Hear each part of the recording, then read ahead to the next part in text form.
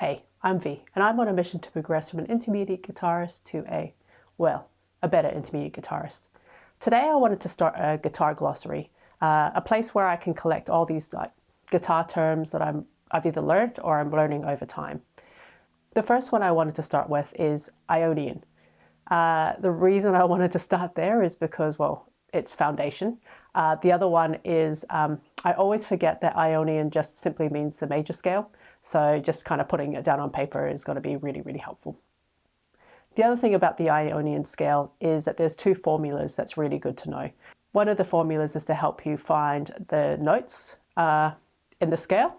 And then the second one is what chord combinations to really be using. So between major, minor, and diminished chords.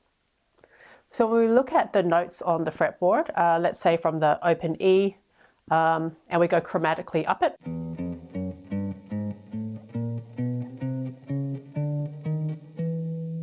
There's 12 notes altogether until we get to the E an octave up on the 12th fret. When we're looking at a key of E or key of E major, we're selecting 7 notes out of those 12. And the formula to that is really made up of either whole steps or half steps. So a whole step is 2 frets, so open E, that's a whole step. A half step is 1 fret up, so something like that. And the formula for a major scale is whole, whole, half, whole, whole, whole, half.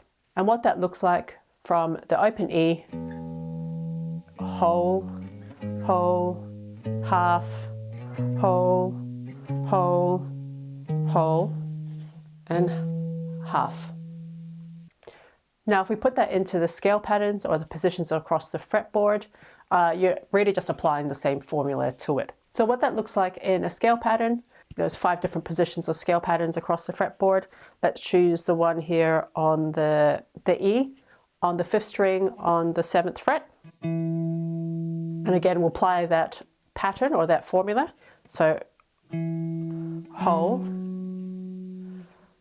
we can do a whole step up here, but again, that's not the scale pattern because it's not really convenient for the fingers. So instead of doing it up here, we do it down here. So 1. And you'll notice as well that if we went back 2 frets, that's that note there. So let's keep going. Again, instead of doing the 6 up here, we'll do it down here. So whole step, and then half step. And we're back at the 1 an octave up. The second formula is knowing the chord progressions. So how, it's made up of major and minor and also diminished chords. And the formula for a major scale is major, minor, minor, major, major, minor, diminished, and then back to major again. So we use the example of the C major starting from the root note on the 5th string. So